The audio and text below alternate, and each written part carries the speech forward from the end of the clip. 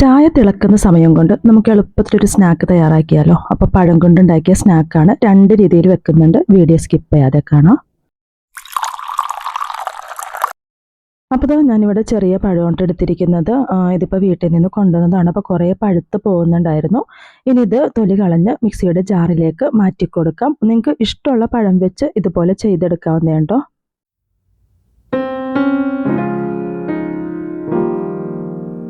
അപ്പോൾ തൊലിയെല്ലാം കളഞ്ഞ് മിക്സിയുടെ ജാറിലേക്ക് മാറ്റി കൊടുത്തിട്ടുണ്ട്.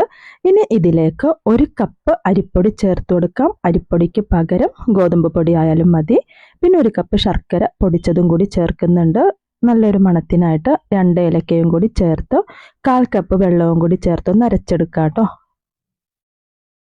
അപ്പോൾ ഈ ഒരു കൺസിസ്റ്റൻസിയാണ് വേണ്ടത്. വെള്ളം ഒരുപാട് ചേർക്കരുത് കേട്ടോ. അപ്പം ഞാനൊരു 1/4 കപ്പിനകം കുറച്ച് വെള്ളം ചേർത്തിട്ടാണ് അരച്ചെടുത്തത്. എന്നിട്ട് നല്ലതുപോലെ ഒന്ന് മിക്സ് ചെയ്ത് വേറൊരു ബൗളിലേക്ക് മാറ്റി കൊടുക്കാം.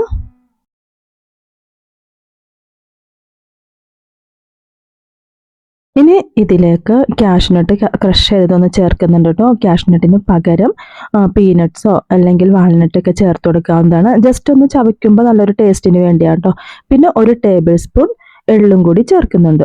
അപ്പോൾ ഇതെല്ലാം കൂടി ഒന്ന് മിക്സ് ചെയ്തെടുക്കുന്നുണ്ട്. കുട്ടികൾക്കൊക്കെ ഹെൽത്തി ആയിട്ട് കൊടുക്കാനൊക്കെ ആഗ്രഹിക്കുന്നവർക്ക് ഇതുപോലെ ചെയ്ത് കൊടുക്കാവുന്നതാണ് കേട്ടോ.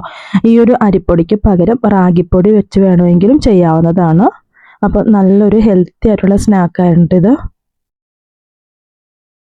ഇനിയിപ്പോൾ ഉണ്ണിയപ്പച്ചട്ടി എടുത്തിട്ടുണ്ട്. ഇതിലേക്ക് കുറച്ച് ഓയിൽ ഒഴിച്ചിട്ട് ഒന്ന് സ്പ്രെഡ് ചെയ്ത് കൊടുക്കാം കേട്ടോ. ഒരുപാട് ഓയിൽ ഒഴിക്കേണ്ട ആവശ്യമില്ല.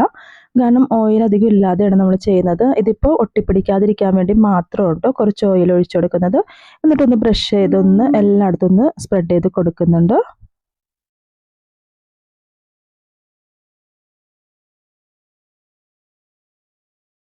ഇനിയിപ്പോൾ ഒരു തവി ഉപയോഗിച്ച് ഈ ഒരു മാവ് ഇതിലേക്ക് കോരി ഒഴിക്കുന്നുണ്ട് കേട്ടോ.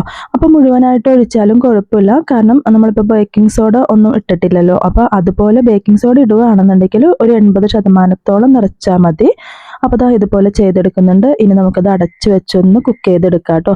ജസ്റ്റ് ഒന്ന് ബേക്ക് ചെയ്തെടുക്കുകയാണ് ചെയ്യുന്നത്. ഇനിയിപ്പോൾ വേറെ രീതിയിലും ചെയ്തെടുക്കുന്നുണ്ട്. ആവിയിൽ വേവിക്കാൻ വേണ്ടി ഇടിയപ്പം പാത്രം ഉണ്ടല്ലോ, ആ ഒരു തട്ടിലേക്ക് ഈ ഒരു മാവ് ഒഴിച്ചു കൊടുക്കുന്നുണ്ട്. എന്നിട്ട് ഒരു 10-15 മിനിറ്റോളം വേവിച്ചെടുക്കുന്നുണ്ട്. അപ്പോൾ ഉണ്ണിയപ്പച്ചട്ടിയിൽ വെച്ച ആ ഒരു മാവുണ്ടല്ലോ, അത് വെച്ചിട്ട് ഒരു 8 മിനിറ്റോളം ആയിട്ടുണ്ട്. തിരിച്ചിട്ട് കൊടുത്ത് ഒന്നും കൂടി കുക്ക് ചെയ്തെടുക്കുന്നുണ്ട് കേട്ടോ. എല്ലാം ഒന്ന് തിരിച്ചിട്ട് കൊടുക്കാം. അപ്പോൾ നമ്മൾ എണ്ണയിൽ അധികം മുക്കി പൊരിക്കാതെയാണ് ചെയ്തത്. ജസ്റ്റ് ആ ഒരു എണ്ണ സ്പ്രെഡ് ചെയ്ത് കൊടുത്തത് മാത്രം കേട്ടോ. അപ്പോൾ ഇതുപോലെ ഒരു വശം നല്ലതുപോലെ മുരിഞ്ഞ് വന്നിട്ടുണ്ട്. ഇനി തിരിച്ചിട്ട് ഒരു 8 മിനിറ്റോളം വീണ്ടും ബേക്ക് ചെയ്തെടുക്കാം. അപ്പോൾ നല്ലതുപോലെ കുക്കായി വന്നിട്ടുണ്ട് കേട്ടോ. ഇനി ഇത് മാറ്റി കൊടുക്കുന്നുണ്ട്. നേരത്തെ നമ്മൾ വെച്ച ആ ഒരു ഇടിയപ്പത്തിൻ്റെ മാവും തിരിച്ചിട്ട് കൊടുക്കുന്നുണ്ട്. അതും ഒരു 8 മിനിറ്റോളം കുക്ക് ചെയ്തെടുക്കുന്നുണ്ട്.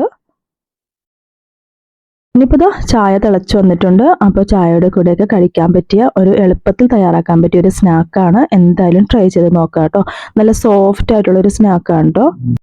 നിങ്ങളുടെ കയ്യിലുള്ള ഏത് പഴമാണെങ്കിലും വെച്ച് ഇതുപോലെ സ്നാക്ക് ചെയ്യാവുന്നതാണ്.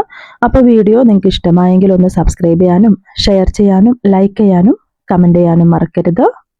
അടുത്ത വീഡിയോയുമായി കാണുന്നത് വരെ ബൈ.